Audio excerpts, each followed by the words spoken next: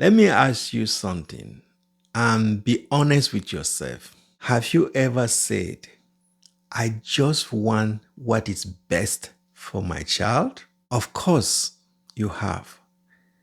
We all have. But what if I told you sometimes what we call wanting the best is actually control?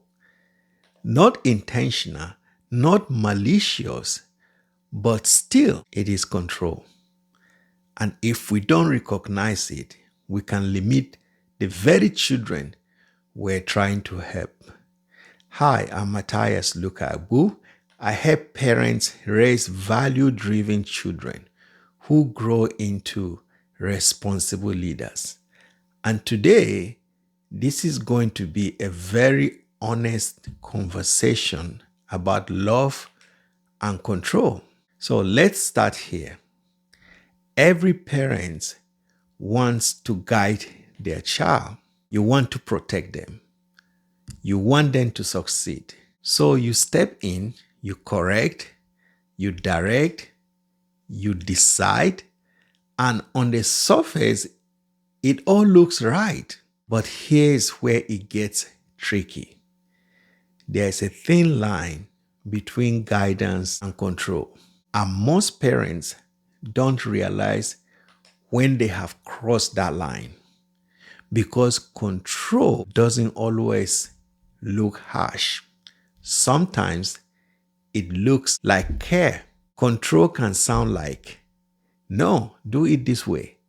I know what's best for you. You're not ready to make that decision. And again, it often comes from a good place. But over time, something starts happening to the child. They stop thinking for themselves. They start depending on your voice for every decision. And slowly, they lose confidence in their own judgment. Let me put it this way. If your child cannot make simple decisions without you, what happens when you're not there? That's the real issue, because control may produce obedience, but it does not produce maturity. Let me say that again. Control can make a child obey, but it cannot make a child grow. So we need to redefine love. Love is not just protecting your child from mistakes. Love is preparing your child to handle life. And those are two very different things. So the question now is, how do you guide your child without controlling them? Let's break that down simply. Number one, guide them. Don't dominate. So instead of always telling your child what to do, change the question. Start asking, what do you think is the right thing to do here? That question does something powerful. It activates their thinking, because the goal is not just obedience. The goal is understanding. Number two, give age appropriate freedom. Let them make small decisions. Let them try. Let them even fail sometimes. Because confidence doesn't come from being controlled, it comes from experience. Number three, correct with explanation. Don't just say no. Explain why you say no. Help them see the reasoning behind your decisions. That's how values are built. Because the reality is that one day your voice won't be in the room, but their thinking will be there. Number four, stay involved without taking over. You don't disappear. You stay present.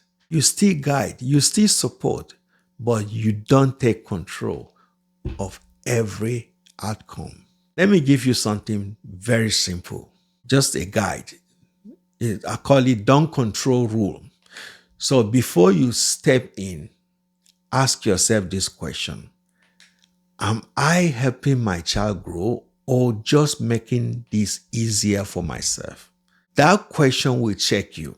If you start shifting this way, you will notice something change. Your child becomes more confident, more thoughtful, and more independent, and your relationship becomes stronger and stronger, not weaker. So remember this: control may feel like love in the moment, but real love prepares your child for life without you.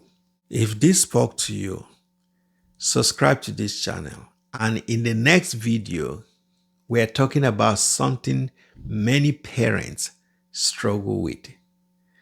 Busy parents raise distant children. And here is why. This one is very real. So let's keep building this the right way. See you in the next video.